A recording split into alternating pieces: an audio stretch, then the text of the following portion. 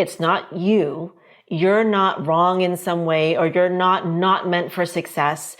We just have these parts of us. And the more that you can open yourself up to getting to know yourself as this multifaceted being, there's parts of you that want one thing and parts of you that want another thing. And if you can open yourself up to just having a conversation with these parts of you, just know that you are the one in charge at all times. Just connect with these different parts of you and you'll become a more cohesive, stronger, whole person. And that's super magnetic. Have you hit a wall when it comes to growing your business? Then welcome to the Wingnut Social Podcast, helping home professionals and luxury brands accelerate their success with proven marketing strategies and expert industry practices. Now, here's your host, Darla Powell. Today's episode is brought to you by life and business coach Desi Creswell. Desi's free 5-day focus fix starts next Monday, June 14th on Instagram. You're going to want to tune in at 1:15 p.m. each day at Desi Creswell. That's DESICRESWELL on Instagram. Head on over to DesiCreswell.com/focusfix for more info.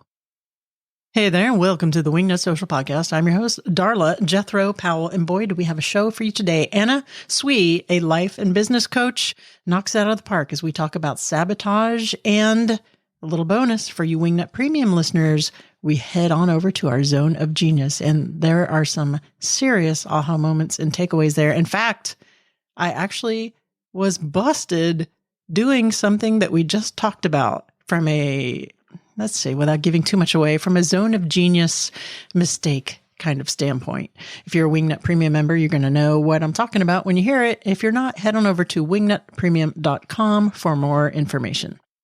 On the show today, you're going to learn about sabotage, what it is, why we do it. I mean, you guys intuitively might know what it is, but why the hell do we do it? And what can we do to mitigate it? What do we do to mitigate that little shadow, those little voices that sabotage us from becoming great in our business? And my move to Maryland is a little less sweaty than being in Miami, but I'm still sweating in my podcast studio for those of you who wanted to know, which is nobody. Thank you. Before I get into my interview with Anna Tsui, y'all know what time it is. It's time for mini news sesh. Yeah. Okay, you know that Instagram has been doing testing with showing likes, not showing likes from a peer pressure, mental health kind of point of view. We went over this, I want to say a year ago when that other co-host was still on the podcast.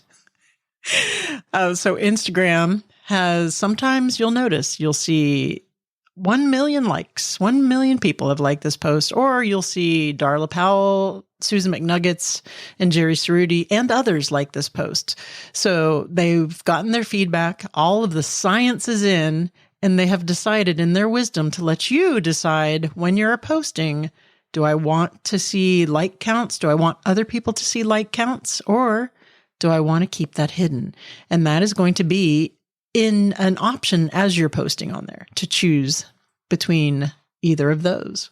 And if you have an existing post that you want to hide the like count on, all you have to do is tap that those little 3 dots, those little magical 3 dots that do so much for us, and choose select, and then select hide like count. And you can do this for as many pictures on your grid as you wish. If you're making a new post, all you have to do is tap the advanced settings on the bottom of your final editing screen there before you make that bad boy live, and then switch hide like view and counts on this post. And then when you post it, no one's going to see how many likes it gets. And they did this because of peer pressure and people feeling bad about themselves getting maybe 50, 100 likes when someone else is getting 1,000 likes. Some people aren't really all that wrapped up in that. So I like that they're giving us a choice and they're not mandating that we have to do one or the other. Kudos to you, Instagram. Are you going to choose to hide, or do you want people to see your like count? I'd be curious to see what you guys think about that. Shoot me an email to darla@wingnutsocial.com, or shoot me a DM or hit us up on our social at Wingnut Social, pretty much anywhere. Mini news sesh. Yeah. All right, now let's get into my interview with Anna Tsui. Anna Tsui is a genius coach, an international writer, speaker, and serial entrepreneur. She is the founder of the Intuitive Business School, and her best-selling book, Shadow Magic, Turn Your Fear into Fuel and Create a Prosperous Coaching Business, shows readers how to overcome their personal self-sabotage and build a thriving career in business. And at the end of this episode, she will give you a link where you can actually download basically half of this book for free, which I already did. And don't forget to tune into the Wingnut Premium episode where we continue our conversation. All right, Wingnuts, help me in welcoming Anna Tsui to the Wingnut Social Podcast. Hey there, Anna Tsui. Welcome to the Wingnut Social Podcast. How the hell are you? Oh my gosh, Darla, I'm feeling good today. Oh, that's great that you're feeling good. I actually am too. I was just telling the Wingnuts how I can't believe it's 55 degrees in May in Maryland. So you can't beat that with a stick. I'm certainly not sweating yet, although I can't have AC in my podcast. But today we're talking about something that's near and dear to my heart, and probably a lot of the listeners can relate. We're talking about sabotage and self-sabotage. And I love that you put it in a term of like a shadow. It's a shadow that we carry with us with sabotage. So before we dig in, tell the listeners a little bit about you and your experience, and we'll get going. Are you game? Yes, I am so game. And, I'm getting kind of a little bit sweaty, which is great because I think actually Maryland was the first place that I ever experienced the meat sweats. The meat sweats. Yeah. And I didn't know it was a thing, but my boyfriend's from Alabama, currently fiance. And he's like, Anna, do you know that feeling when you eat so much meat, you start sweating? And it's like, no, I actually don't know that feeling. And it happened. Wait, okay. I get that all the time because I'm an avid steak connoisseur. I love a good ribeye. Meat sweats are a thing. They're real. It's a real thing. I think it burns calories too. Oh, don't tell me that.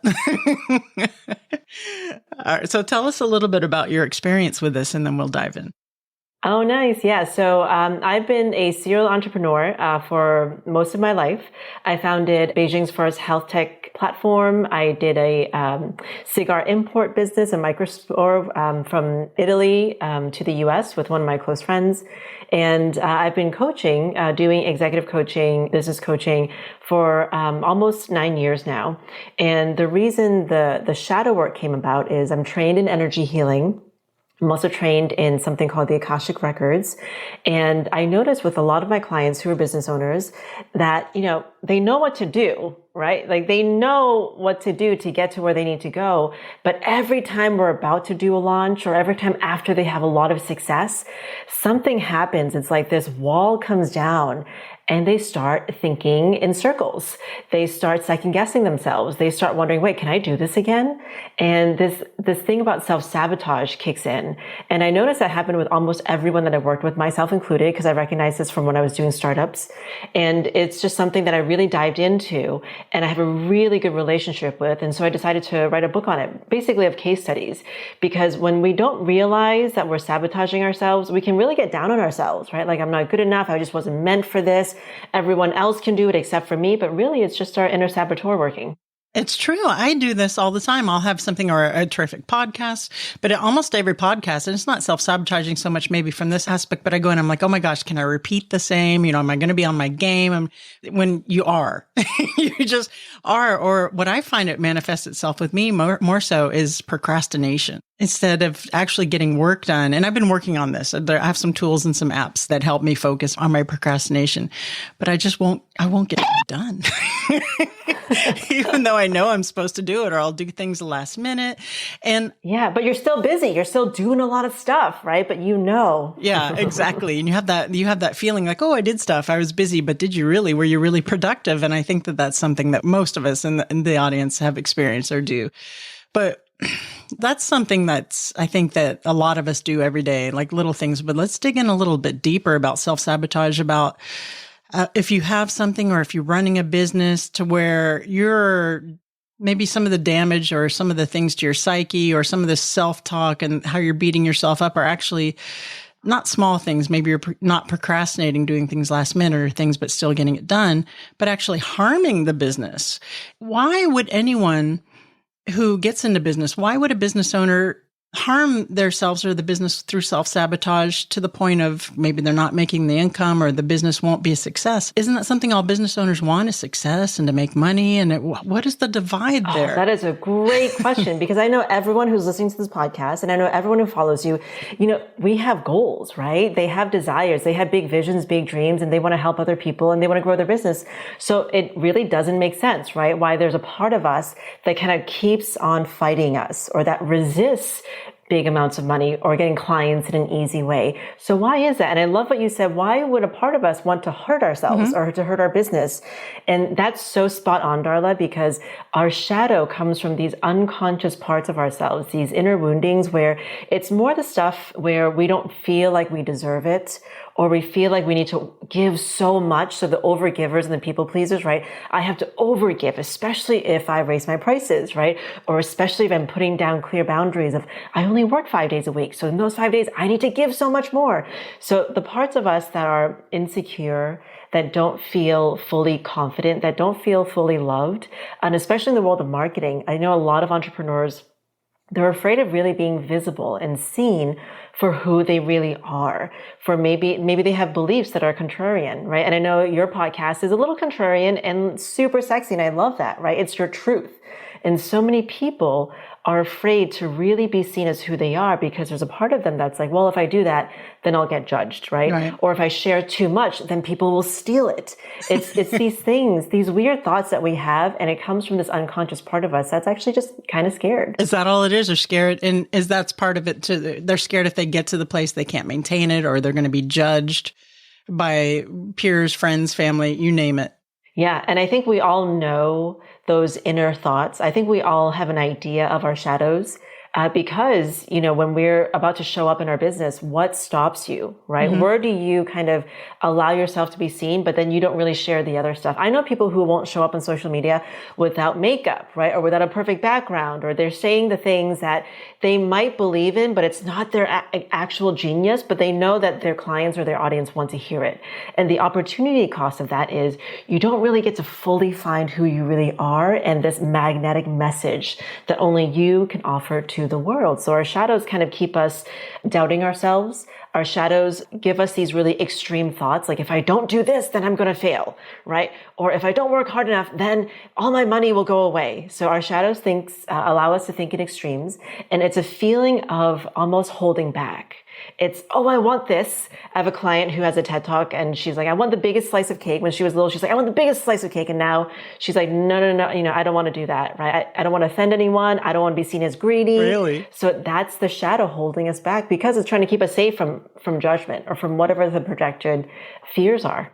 I will say that the shadow never holds me back from having the biggest piece of cake. That's what I love about you. I never have that issue at all. A lot of clients come to us at Wingnut. Now, what you said really resonated with me. They don't want to do video unless they're fully made up, or they don't want to show up. Everything has to be perfect, and they're planning and they're planning and they're planning, and it never gets done. And that's also a form of self-sabotage, and excuses getting made that, you're just afraid to do it. It's never going to be perfect. It's better just to get out there and do it. It's never going to be perfect. Just get out there. And I used to do that before I started getting comfortable with being on camera and being on video. I had to have my hair done so perfect. I had to make up done. Then I started saying, screw it, who cares? This is how I look from day to day in real life. I mean, I have a teeny bit of makeup on, nothing crazy, and I just get it done. And it wasn't until I got comfortable with being myself and just saying what I wanted to say and how I wanted to look. And I'm not saying go out there and look like a slob. You want to present yourself. But, it started taking off and people started following and really diving into it. I was an interior designer with my business in Florida, Darla Powell Interiors. And it wasn't until I started showing up on video and being authentic and not being afraid and not procrastinating and waiting for the perfection and just doing it, I started really getting the clients off of social, which is my main channel. Oh, absolutely. Yeah. And I think your ideal clients really want your essence. They really want to know who you are, right? And so it takes a bit of bravery, but when you sense that you really want to say this or show up in this way and something holds you back, that's part of your shadow. And that's definitely it's also part of our ego that keeps us kind of in this little container, the safe container. And it's a great place to be, right? You can survive there. I don't think you can thrive there, but you just can't grow and you can't really connect with these ideal clients that really want to see you. And that's their standard, right? They want someone who's confident and they want someone who's comfortable being who they are. At what point do you call it? And by that, what I'm saying, you know what I mean? Like if you're, okay, I have all these plans, I want to do this business, but you're waiting for, I have a friend who does that and never really starts anything because something always comes up and blocks them. And she's wondering, do I even really want to do it? What kind of introspect is there? What point do you call it and say, you know what, maybe that isn't for me. Maybe that isn't something that I want to do. Maybe this other path, this more comfortable path is for me, and that's plenty okay. Oh, absolutely. So this is a really interesting conversation because we do have these ego goals. And especially like as women, sometimes we see other women and they're like out there killing it and we compare ourselves and it's like, oh, I want that, right? I'm in the coaching industry and almost every coach is like, I want to be $1 million coach, right? I want to be the 7-figure coach, the 8-figure coach, Yep. because that's kind of the people who are, successful, right? In that world. But actually, if you like hone into what you really want, do you really want that lifestyle, right? Do you really have that much space in your container that you're basically working all the time, right? And so there's a really good idea where you look at the lifestyle of someone who has what you want, and then you're like, wait, is that something that I really want, or is that just an ego goal, right? It's just something that I feel like, having a 6-pack. I wanted a 6-pack, like abs, for the longest time. And then I was like, wait, nothing in my behavior or psychology aligns with that. And I'm actually really happy with who I am and how I look and like the squishiness that's there. And so that was an ego goal, right? I wanted to look like everyone on Instagram. Yeah. I wanted to look like this in a bikini. But our soul goals, right? Our inner goals, the goals that really allow us to feel the way that we want to feel. I just want to feel comfortable in my body. And if I feel comfortable and confident in my body, that is my goal. And so I think you strike up a really good question, which is to know what you really want. And sometimes you don't know until you do it, until you take the first step to try it out. And this is me coming from that startup space. If you're like, well, maybe I want to rebrand, I want to try on this type of persona, just do it for a little bit and then see if it works for you. And if not, then right? So don't let your shadows hold you back. I have two things. First of all, I do have a 6-pack in the refrigerator of beer. Second, I was going to say, that's impressive. Tell me your secrets. I used to have a 6-pack. I legit used to have a 6-pack like 40 pounds ago. Okay. So this is very interesting to me. So, and it segues into when do you know when you call it? And how do you know the difference between it being self-sabotage to, okay, you're doing self-harm, because on the other side of this is great. You're doing great, your business, you can be happy and everything, all your goals are met, you can be comfortable. Or if that's inner voice trying to tell you something. I'll give you just a little bit of background. So I had Darla Powell Interiors and Wingnut Social. And on Darla Powell Interiors, I was doing a lot of delegating and not sabotaging so much, but I wasn't really that hands-on.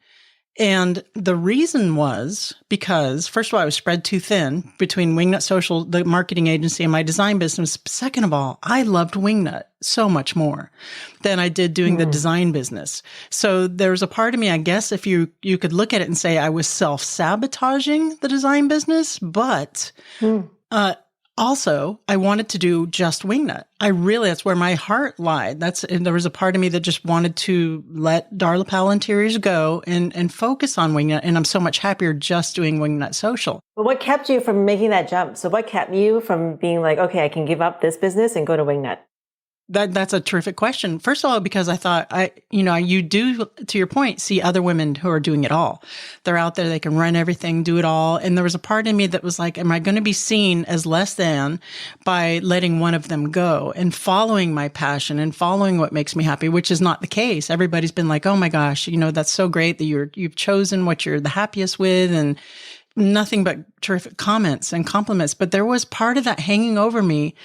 What are the optics going to be on that? How is that going to be perceived? And is it the right call? Is it what, because I have retired from another career to do the design, and by the grace of God, the marketing fell upon me, and it's my true passion, what I love. And I still do love interior design, but from a business standpoint, Wingnut Social is heaven for me. I love it. So, you know what I'm saying? So how do we decipher if it's not just the universe telling you, hey, maybe this is the direction you want to go to, and, versus get your together and go out there. That's kind of a heady question, I know, but I'm just curious to hear your thoughts on it. Oh, yeah. And this is such a perfect question because I feel like you can just feel into the energy of it, right? So when you talk about Wingnut, and everyone can just I could feel it. You're like, oh, I love, this is where I can be myself. And I just loved it, right? And of course you love your design business too, right? That's why you created it. But if you just feel into the energetics, it feels so so different. So truly, this is the thing. Money and success can come very easily to us, meaning it can come in a way of us doing what we love. It really can. But we have so much almost like fear or guilt or doubt. And these are the shadows, right? That's like, no, you can't do that, right? People will look at you in a different way. They won't think you're that successful. They'll ask, what's wrong with you, right? They'll wonder why you did this. They ask that anyway. Yeah, exactly. That's just, exactly. People will never stop saying their thing. When you feel into the fears and when it stops you, that's when you know. And most people who've come back to me after reading Shadow Magic, they realize, they're like, Anna, I didn't realize how much of my fear was running my business. I couldn't say this in my business because I was afraid of what people would think. I couldn't raise my prices because I was afraid no one could afford them. I couldn't do this. I couldn't do. If you're kind of surrounding yourself with things that you can't do because, right, and it doesn't feel good, then probably it's time to take a moment and just take a breath and realize, oh, maybe my fear is actually running the show. Maybe I'm not the one running my life, running my business. Mm-hmm. And you can really feel into what that feels like. It feels very restrictive. It feels like you're kind of bound up, right? It feels like if you don't do this and you're going to fail, it's not a good feeling. Right. And now I would love to ask you, Darlie, like now that you're just full on Wingnut, right? Full on Wingnut. Yeah. How does it feel? It feels amazing. And I'm making more money. I'm way happier, a lot less stress. We're hiring again. And I get up in the morning and I start work, but it doesn't feel like work. I just love what I do. And I did love the creative process for the interior design, but I know you designers out there listening is not always fun. It's like I always equated it to working at Disney World. You go to Disney World and you have a great time, but when you work there, I'm sure it turns into a different animal. That's actually a great, I never thought about that. That's a great point. Right. So, hand holding and some of the clients and the logistics and everything, not that all my clients were bad. They were all lovely, but it's a different animal. And I just love the marketing more. I love the design industry. I love designing for my house. I love designing for my friends and my family. And I still do intend on taking Darla Powell home, which is what it's called now, into like a lifestyle and home brand, but less working with clients. I think, are we sensing a pattern here? But I love working with Wingnut clients. I do. It's a whole different game there. But I forgot your question, but that was going on. You just said it, and that's exactly it. Okay. In the pre-roll, I told you guys about Desi Creswell. She's been a sponsor of the show for a while. She's a good friend of the show. You have downloaded her daily planner by now. I would hope so. That's at DesiCreswell.com/daily planner. But now she has her DesiCreswell.com/focus fix starting on June 14th, Monday through Friday, live on Instagram at 1:15. She's doing a 15-minute course a day on a focus fix. And some of the things that she's going to cover are things like planning ahead for results and clarity, say no to your distractions and yes to your goals, eliminate reactivity and be productive, right? Don't just sit around and wait for things to happen. Get out there and make them happen. That would be my interpretation, or at least what I would like to work on. Tools when motivation is lacking. Good Lord, do we need that? And how to stop procrastinating and be proactive. Now you can just go over there and you can follow Desi on Instagram and you can watch all this till the cows come home. And now you can go over there and follow it on Instagram at Desi Creswell and take part in these daily 15-minute classes. So if you're struggling with overwhelm, if you have that ping pong feeling in your head that just is making you jump from one task to the next and you're feeling busy, but nothing's getting done and you're falling down rabbit holes, go and check that out. I can't recommend Desi enough. She's a very brilliant coach. Her clients speak very highly of her. If you're an interior designer and you are struggling with any of these, run, don't walk, starting on June 14th at 1:15 p.m. daily. And be sure to register at DesiCreswell.com/focus fix.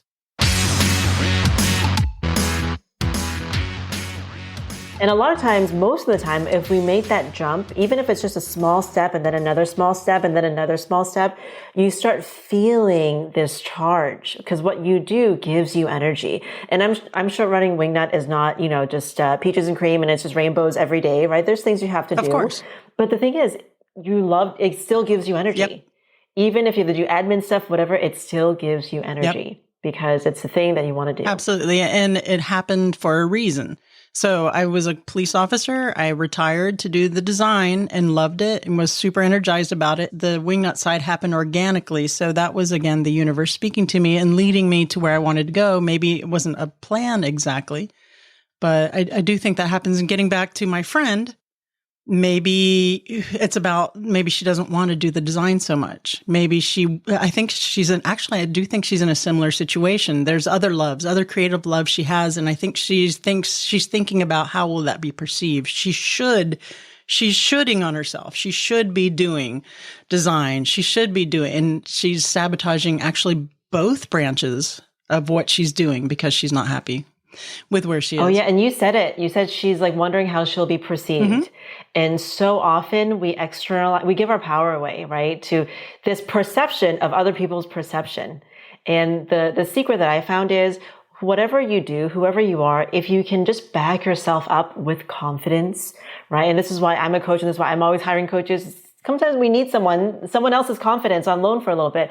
But if you show up with that confidence, people receive you in a completely different way. 100%. If you believe in yourself and you're firing on all cylinders, all your chakras are aligned, however you want to say it, you are definitely received differently. I have a coach. I coach people on marketing, on social media marketing all the time, but I have a coach. She has a coach. I think it's just really important. Like I loved how you said that, have them on loan, have that energy on loan, to have that, reassurance and have that backup. And people have different paradigms. They can say something and you're like, aha, I didn't see things that way. And I think that's super important to have that feedback on there. Anna, let me ask you, is this more of a phenomenon for women than men? Where does that fall? So we all have these shadows, these unconscious parts of us. Women tend to be more surrounded by it. And we all, not just women, but we all inherit shadows from our family, from our culture, from our lineage, from our place of birth, from our religion, from all of this, right? And so sometimes we have these unconscious beliefs that stop us. And we're like, where did they come from? And it comes from our parents, maybe our parents' money stories. I know a lot of friends who really are gifted intuitives, but they grew up in very religious backgrounds. And so they had these thoughts of, I am a horrible person, right? I'm going to go to hell. And it's like, where do I get these thoughts from, right? And so they cut off their intuition, but it's really these like unconscious shadows from their religion, right? Or from their community, whatever it is. And so with women, I find the biggest shadows with women, people pleasing. So women, we feel like we have to put up a certain persona, or we have to be nice all the time, right? And even if it's like we have clients and maybe we do have clear boundaries, but we still have this tendency to people please and overgive. That's kind of the shadow of the feminine. Mm-hmm. And also, we give at the cost of ourselves. And so if you're listening and you're just like looking at your calendar and you're like, when do I have time for myself, right? Or you think about tomorrow and you're just already stressed, chances are you're probably overgiving, you're overdoing. And the flip side of that is to really carve out and own that you are important, and your self-care is the most important thriving factor of your business and your life. So with women, that's probably one of the top ones that I see. Okay.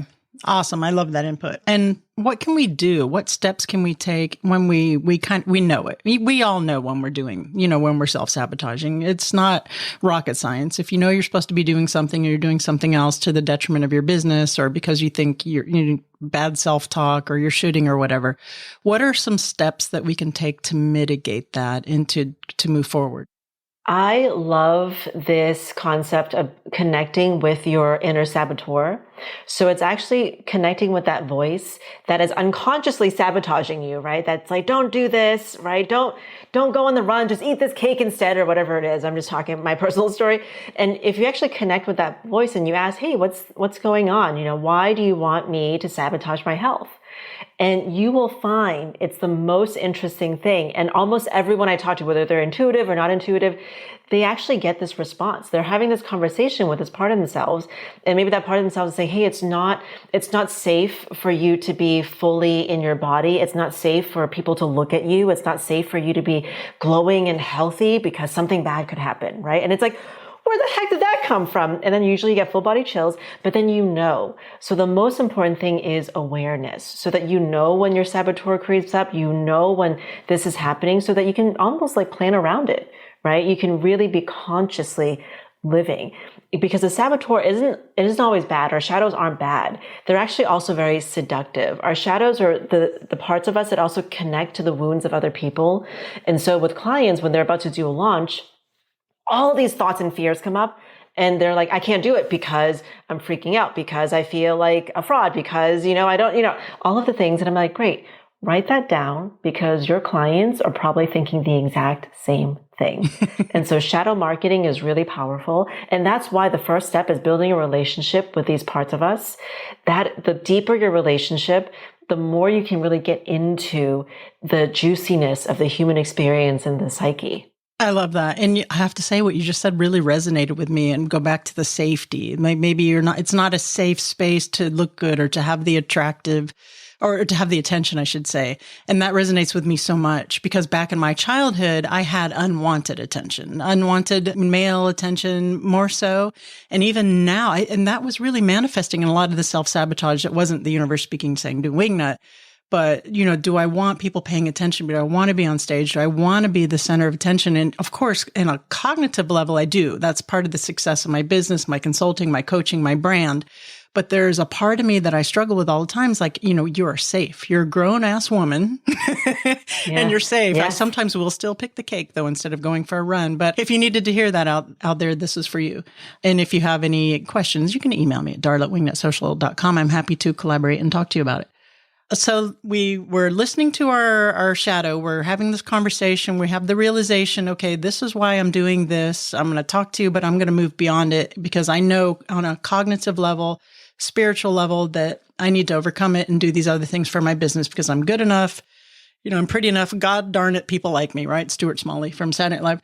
Okay, so let's talk a little bit about the zone of genius. And I don't want to get too much into it, because I want to tease it for the Wingnut Premium episode, which is going to happen today with Anna Tsui. And if you're not a Wingnut Premium member, go to wingnutpremium.com. You can get this extra bonus information. But I've told the listeners, one of my favorite books of all time that helped me with my business is The Big Leap by Gay Hendricks.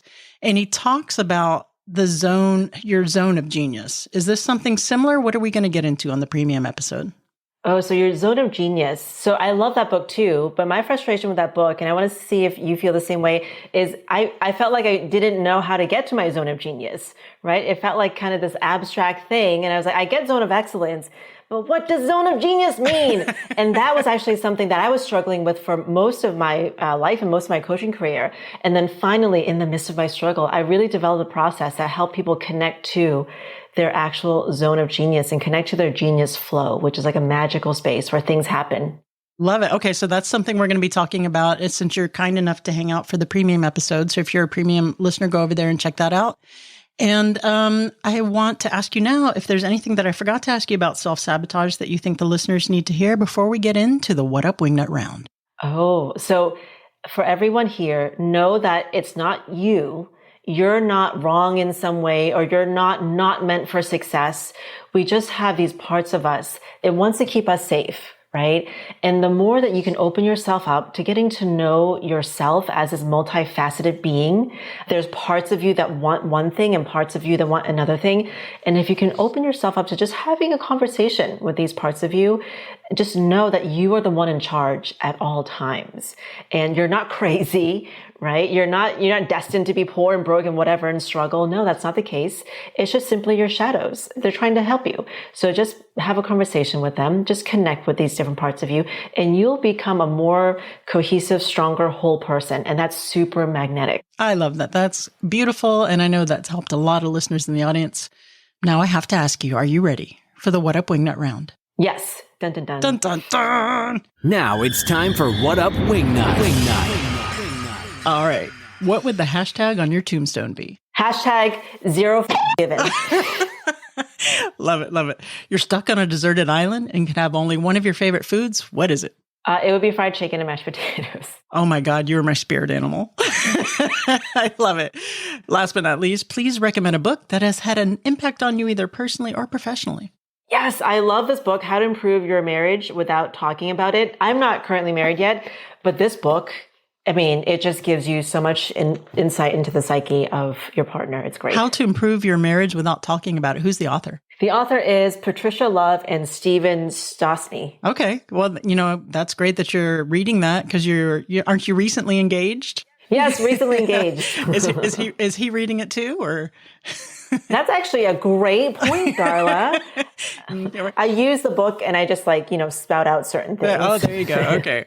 Awesome. Okay. And please tell the Wingnuts listening where they can go out to find out more about your book and your awesome sauce services. And then we'll head on over to Wingnut Premium and we'll talk about our zone of genius. Yes.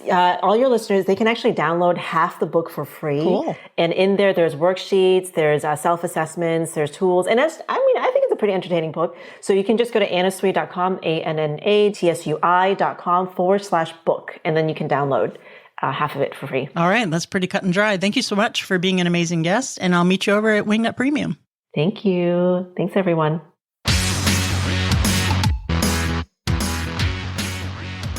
I have to tell you, Anna Tsui really resonated with me. A lot of her stories. I was sitting here going, you can't see, but she and I could see each other because it's on video here, so we can communicate. And I'm raising my hand saying, oh my God, that's me. Oh my God, that's me. Or it's someone, if it's not me, it's a friend. It's something I know. And I know that it had to resonate with you out there. I know that there are people out there that needed to hear this episode today. And seriously, I mean, if you want to reach out to me and have any kind of conversations on sabotage or getting out there and feeling unsafe, hit me up, darla@wingnutsocial.com. I can tell you what I do to help, and it's not always perfect. I still struggle with things from day to day, but I think it's just getting out there and actually doing it and talking to yourself and getting past it and still getting the work done. I think you can't be too hard on yourself. You have to say, you know what? We're out here. We're doing it.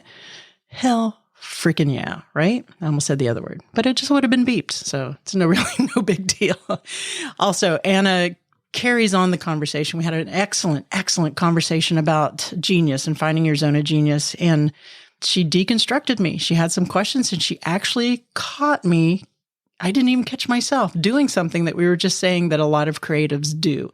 I was talking, I was getting into the conversation, and she's like, there you go, you just did it. And I'm like, I'll be damned if I didn't. So it was very illustrative of some of the mistakes we make as creatives in this industry and charging our worth, and her process, her steps she has for figuring out what it is that you want to do in this life that can make you the most happy, that can give you the energy and help others.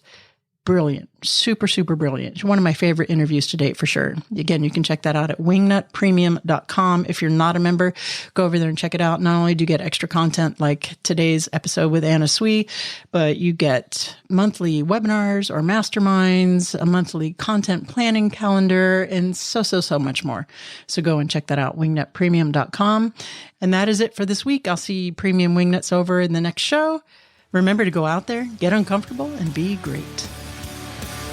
You've reached the end of this episode of Wingnut Social, but that's only the first step into accelerating your business the Wingnut way. Head on over to wingnutsocial.com to see how we can help you take your business from social mediocre to social media master.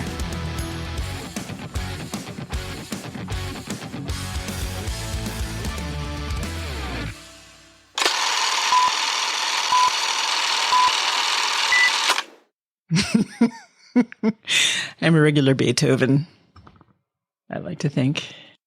Also, I'm sweating a lot less in Maryland, but still sweating. Head on over to no, don't do the W's. No one does W's anymore. What are we, old? Let's do what all the cool kids are doing.